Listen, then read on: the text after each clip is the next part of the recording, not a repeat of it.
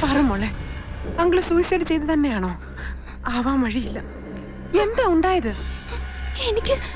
എനിക്കൊന്നും അറിയില്ല. മോളെ പേടിക്കണ്ട, ആന്റി ആരോടും പറയില്ല. എനിക്കെങ്ങനെ അറിയാം? നോക്ക്, ആന്റിക്ക് ചിലതൊക്കെ അറിയാം. മോൾ അങ്കിളിനോട് കൊല്ലാൻ ആവശ്യപ്പെട്ടതും ഇന്നലെ രാത്രി അങ്കിൾ അതിന് പുറപ്പെട്ടതും. പറ, പിന്നെന്താ സംഭവിച്ചത്? മോളെ, മോൾ അപ്സെറ്റ് ആവണ്ട.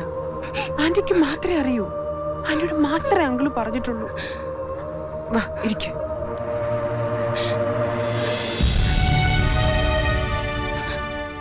ഇന്നലെ രാത്രി ഇവിടെ വന്നിട്ട് അങ്കിൾ അങ്ങോട്ട് പോയത്.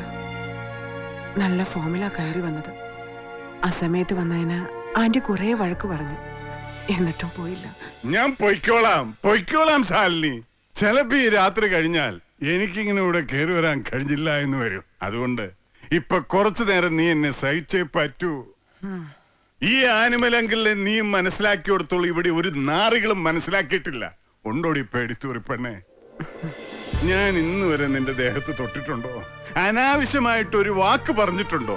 എന്നിട്ട് ഇവിടുത്തെ സദാചാരക്കാര് പറഞ്ഞു നടക്കുമല്ലേ ഞാനും നീ നമ്മെ ചുറ്റിക്കളിയിലാണെന്ന്.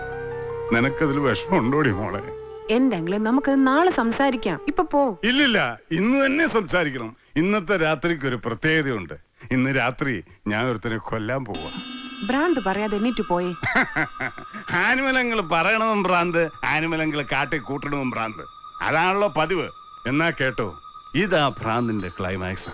സ്വബോധത്തോടെ മുൻകൂട്ടി പ്ലാൻ ചെയ്ത് ഞാനൊരുത്തനെ തട്ടാൻ പോവാ. ഒരു 2 മണിക്കൂറിനുള്ളിൽ അത് സംഭവിച്ചിരിക്കും.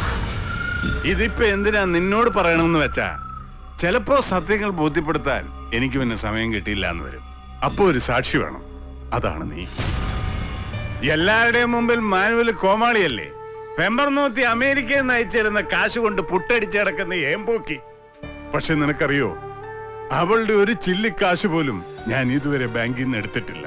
അത് മുഴുവൻ അവളുടെ പേരിൽ തന്നെയുണ്ട്. ദാ പാസ്ബുക്ക്. ഇനി നീ ഇത് സൂക്ഷിക്കേ. എന്നെങ്കിലും അവള് വരുമ്പോ ഒന്ന് കാർപ്പിച്ച് തുപ്പിയിട്ട് കയ്യിൽ വെച്ചു കൊടുക്ക്. അവള് വാങ്ങും. ഞാൻ പുട്ടടിച്ച് നടക്കണതേ എന്റെ അപ്പം കൊച്ചുറിയത് എന്റെ പേരിൽ എഴുത്തുന്ന പുരയിടവും റബ്ബർ തോട്ടവും വിറ്റ് തൊലച്ചിട്ടാ. അത് തീരുമ്പോ ഈ മാനുവൽ വെറും ഇസ്പയുടെ 7-ാം കൂലി. പിന്നെ ഞാൻ അന്തസ്സായിട്ട് തെണ്ടും. എന്നിട്ട് ഏതെങ്കിലും ഓടെ കിടന്ന് ചാവും. അതിനു മുമ്പ് ഈ ജീവിതം കൊണ്ട് ആർക്കെങ്കിലും ഒരു പ്രയോജനം ഉണ്ടാകും. അതിനിപ്പോ കർത്താവ് ഒരു വഴി കാണിച്ചു തന്നിരിക്കുക.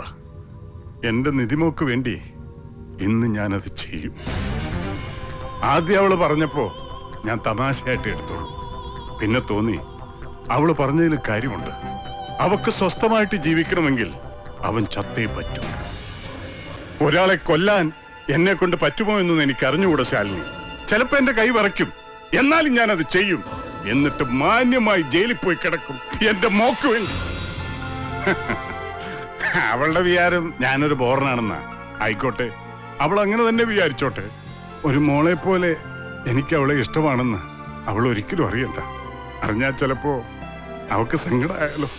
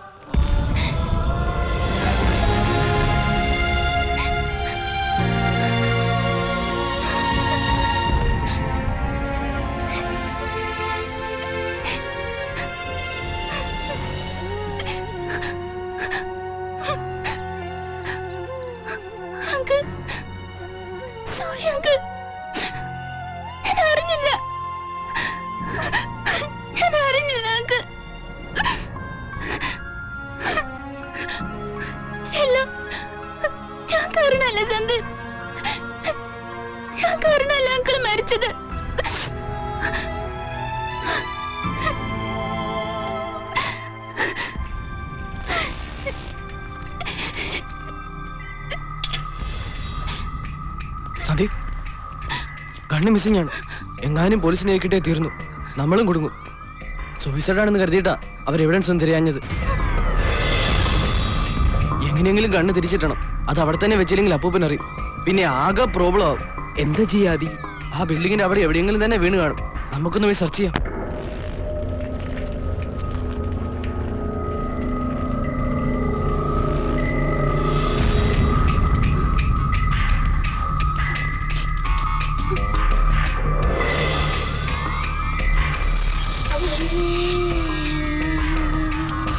നിധി, നിധി ആരെങ്കിലും വരുന്നുണ്ടോ നോക്ക്. ഞങ്ങൾ മേളിൽ നോക്കാം, വാ.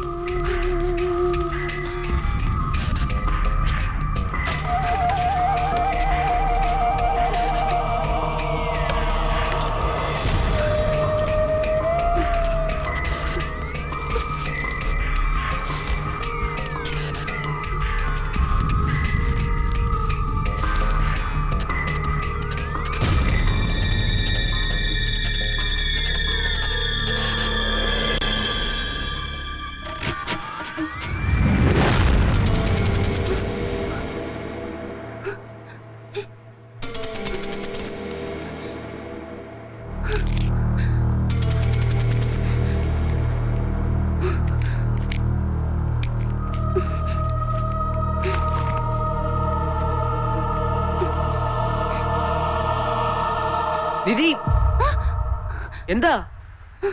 ഒന്നുമില്ല, ഞാൻ പോവാ. സന്ധ്യയായി, മമ്മി തിരക്കും.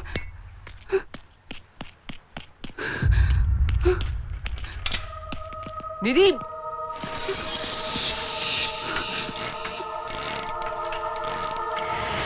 ഈശ്വര, പിള്ളേര് ചെയ്യുന്ന കാര്യങ്ങളാണോ നിങ്ങൾ ഈ ചെയ്തു കൂട്ടിയതൊക്കെ? ഇനി ഒന്നും പറഞ്ഞിട്ട് കാര്യമില്ല ചേച്ചി. നിധിയുടെ അവസ്ഥയില് അപ്പൊ ഞങ്ങൾക്ക് അങ്ങനെ തോന്നിയുള്ളൂ. എന്നാലും ആരെങ്കിലും ഇത് അറിഞ്ഞാ? എന്റെ പേടി അതല്ല ചേച്ചി. നിധിയുടെ പെരുമാറ്റത്തിൽ എന്തോ കുഴപ്പമുണ്ട്. തോക്ക് അവളുടെ കൈ കിട്ടിയിട്ടുണ്ടെന്നാ എന്റെ ഡൗട്ട്. അങ്ങനെയാണെങ്കിൽ അവള് പപ്പയെ കൊല്ലും, ഉറപ്പാ. മൊബൈലിൽ വിളിച്ചു നോക്കിയിട്ട് സ്വിച്ച് ഓഫാ. എന്തെങ്കിലും ചെയ്തേ പറ്റൂ ചേച്ചി. ഇനിയിപ്പോ നിവർത്തിയില്ല, നമുക്ക് നിധിയുടെ മമ്മിയോട് പറയാം. അയ്യോ വേണ്ട, കുഴപ്പാവും. സാരമില്ല, എപ്പോഴായാലും അവരറിയണം.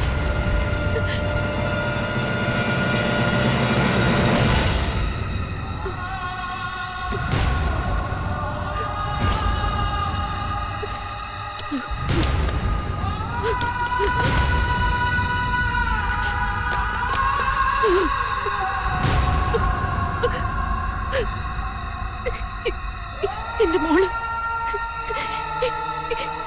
എന്റെ മോളിപ്പോ എവിടെ?